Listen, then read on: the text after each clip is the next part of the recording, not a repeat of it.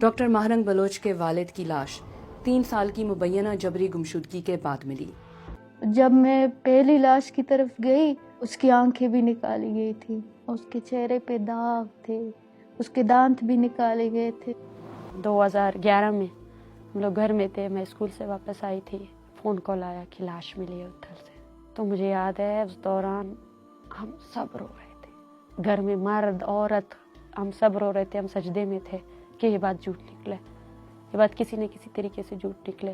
جب میرے والد کی لاش آئی تھی، وہی کپڑے، وہی سفید جوڑا جو پھٹا ہوا تھا، آدھی قمیض پھٹی ہوئی تھی، اسی حالت میں اس کی لاش پھینکی گئی۔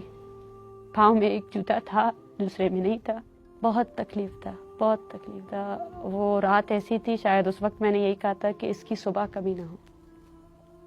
اسی دوران ہی میرے والد کے ساتھ میری بھی ڈیتھ ہو جائے تو بہتر ہے۔ 2009 سے لے کر 2011 تک ہمارے چکرے پریس کلب سے زیادہ ہاسپٹلز میں ہوتے تھے، مردہ خانوں میں ہم جاتے تھے لاش آئیڈینٹیفیکیشن کے لیے، یہ یقین دلانے کے لیے کہ خود کو کہ اب وہ اذیت میں نہیں ہے۔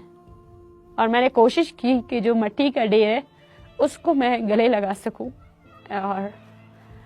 اور شاید وہ احساس مجھے آ سکے، لیکن نہیں آیا۔ اور وہ احساس اب بھی ہے کہ کس طرح انہیں ٹارچر کر کے مارا گیا تھا۔ میری جو کاپیاں ہوتی تھی وہ 2 کے حساب سے میری والدہ لیتی تھی، پہلے 2 کاپیز پھر 1 مہینے بعد 2 کاپیز، پھر 2 مہینے بعد پھر 2 copies.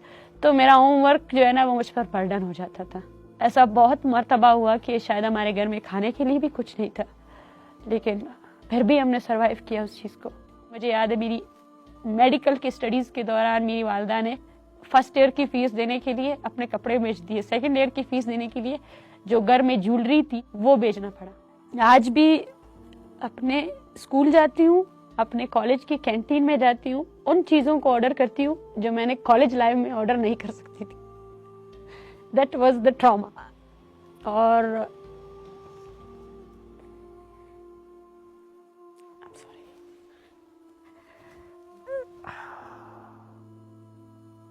there is no close ending۔ یہ جو ایک درندگی انہوں نے پھیلائی ہوئی ہے نا، لاشیں پھینکنا، they say that it will close، یہ ختم کر دے گا ساری چیزیں۔ ان کو یہ نہیں پتا ہے کہ یہ اس کو اتنے بڑے لیول سے اوپن کر رہا ہے کہ آپ کی سوچ بھی نہیں ہے۔